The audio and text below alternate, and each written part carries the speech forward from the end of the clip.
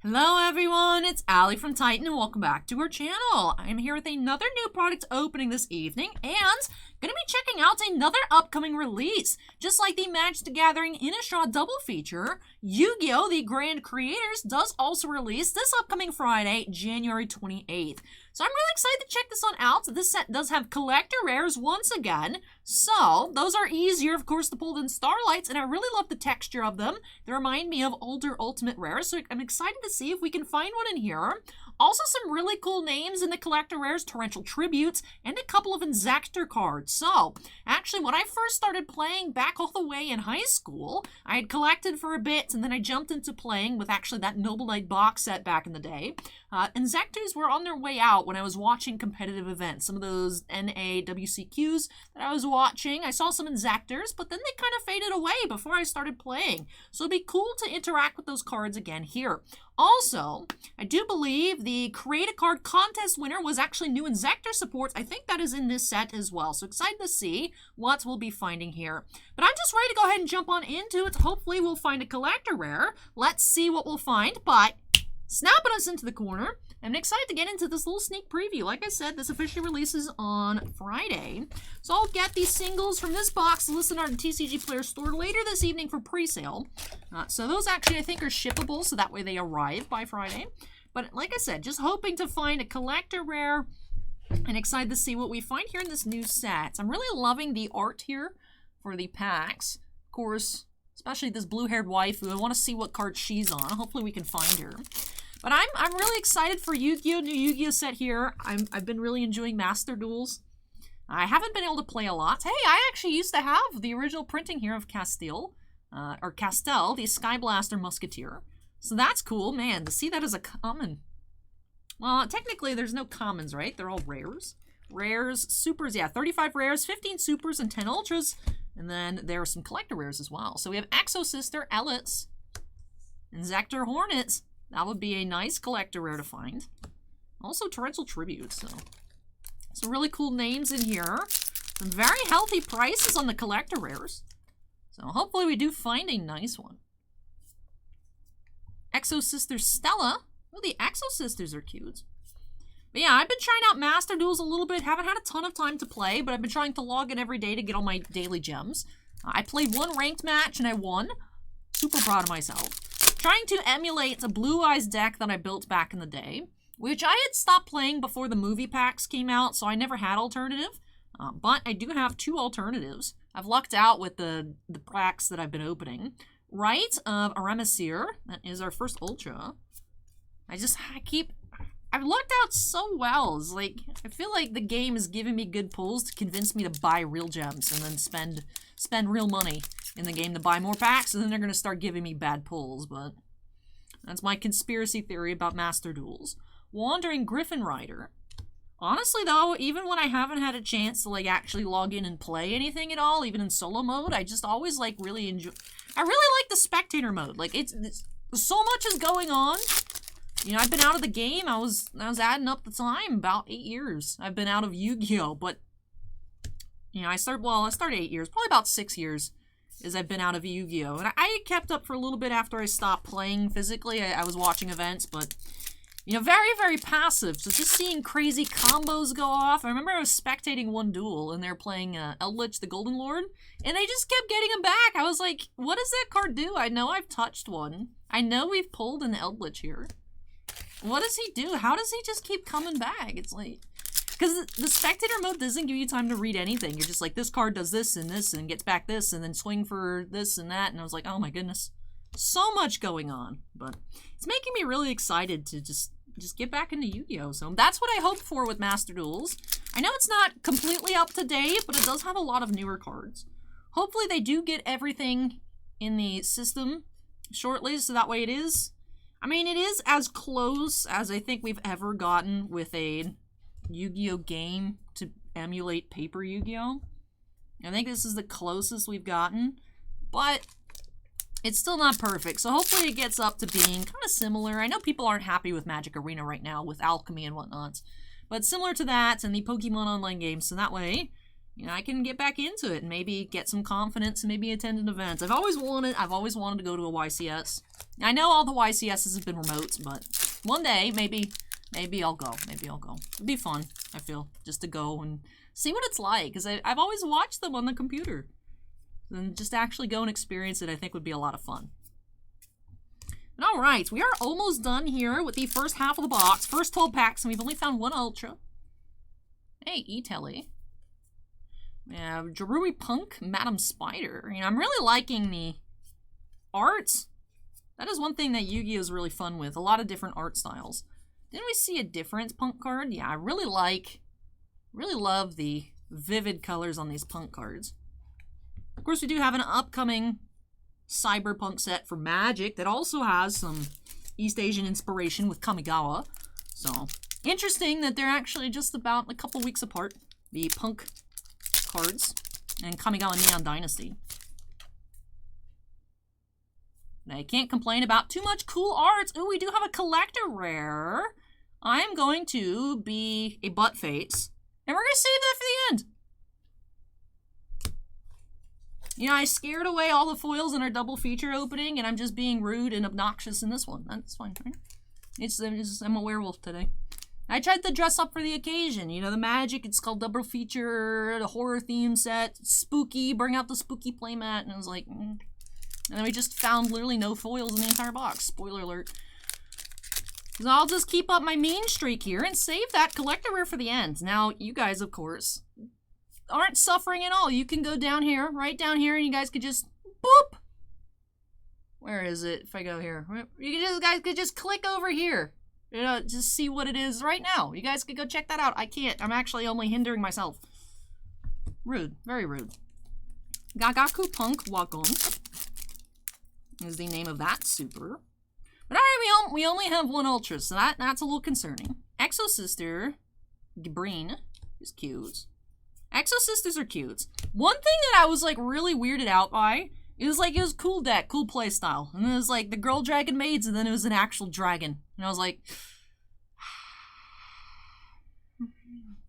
it was the actual dragon maid that's a dragon. I was like, I don't know about that one. That one, I was on board with the waifu dragons. I am not on board with the real dragon. That was a bit awkward, but that was a cool match to watch. We have Exo Sister Ellis. Yeah, but I was spectating it was Dragon Maids versus like a Dark Magician deck, which was really cool. So I've really been enjoying spectator mode.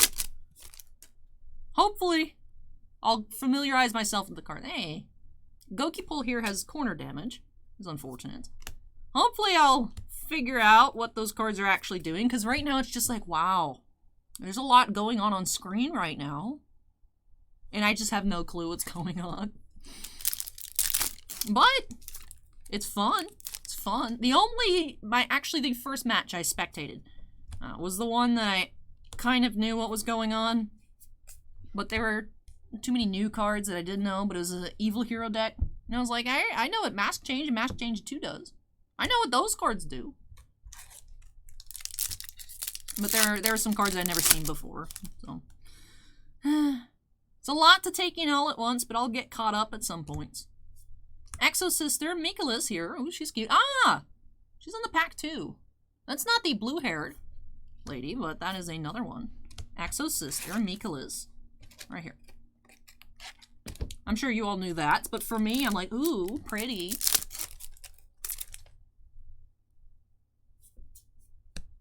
Exo Sister Asophiel.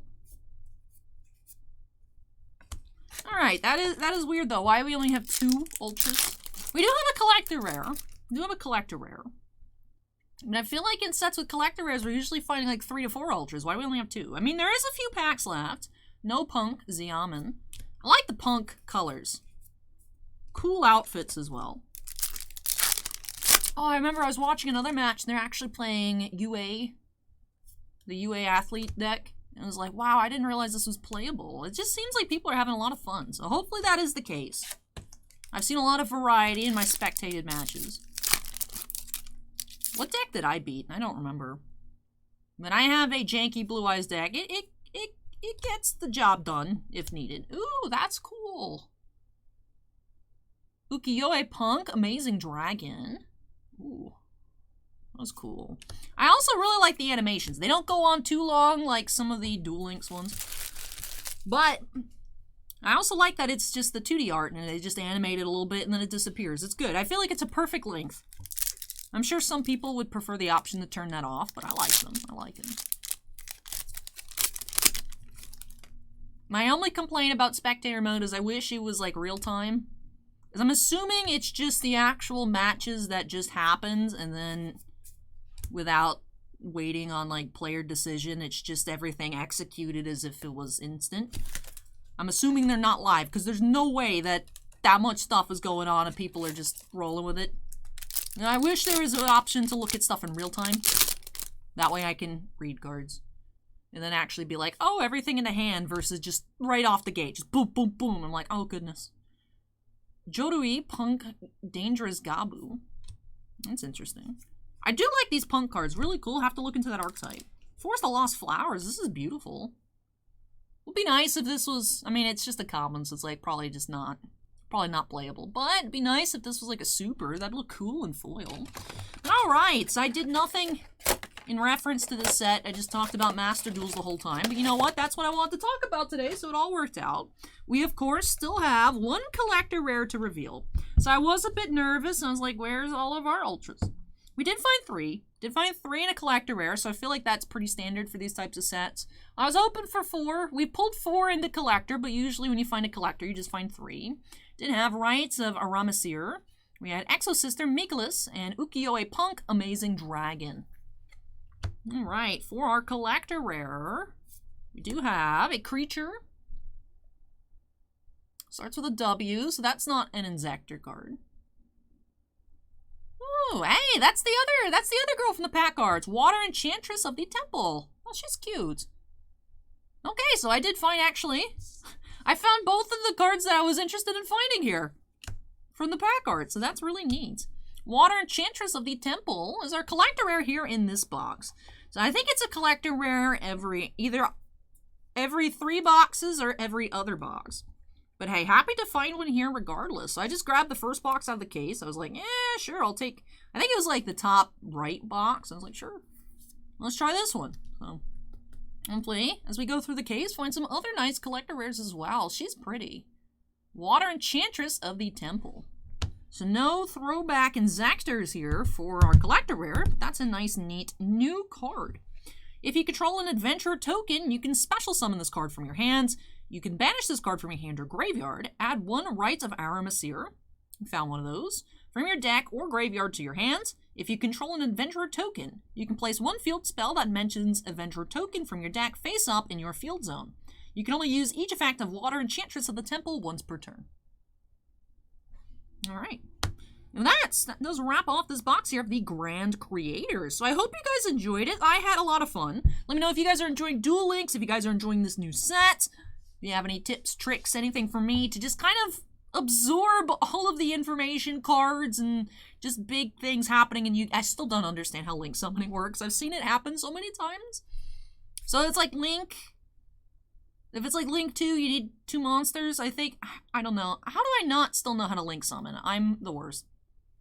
If you know how to Link summon, let me know in the comment section down below. Look at that, viewer engagement. But yeah, tips, tricks on how to catch up on everything that's just blown past me this past few years. Because I'm like I said, I've been really enjoying Master Duels. Really having a lot of fun, so hope to play some more of that. Like I said, maybe one day I'll build a new physical deck and just get back into it. Because I just want to. I really want to. So let me know if you guys have any tips for me in the comment section down below. And of course, I really hope you all enjoyed the video. So if you did, don't forget to go ahead and hit that like button. And if you're not yet part of the Titan Cards family, we have this cool sign here. Yu-Gi-Oh! If you're not yet part of the family, we'd love to have you join us. Make sure you go ahead and hit that subscribe button. Also, before I get on out of here and into one final new TCG product opening this evening, do have some Pokemon V-Star boxes up next. Didn't know those were coming in, but they look cool. Check those out. Do have to give a big shout out to all of our channel members. Thank you so much, you all, for going above and beyond with your support. Bossman and I truly do appreciate it. Do have 13 Black Label fans, and then Bounty Hunter Breaks, Chris Rivers, Devon, Epicenter Gaming, Fails Tales, Kira Sotari, Mark Martini, MT, Mike Clotis, Sean Epps, Stephen Olivo, and Stephen Bly. I did not do that in alphabetical order. Oops. Also have 8 Gemmon fans. I did get everybody, just not in the proper order. I don't think I've messed that up before. But 8 Gemmon fans, though. Barkover, Dusty Archuleta, Geriatric Geek, Michael C., Michael Bigelow, Scorecard Collectibles, Shinapsen, and William Hastings. I've been a mess. I've been a mess. Interesting. But, again, big thanks to all of our channel members, and all members do have their names shown on screen at the end of every video.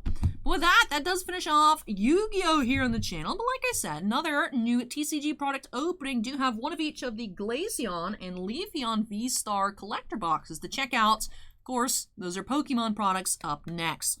But with that does wrap off this video here. So thank you so much for watching, everybody. Take care, stay safe, and I'll catch you all in the next one. Bye!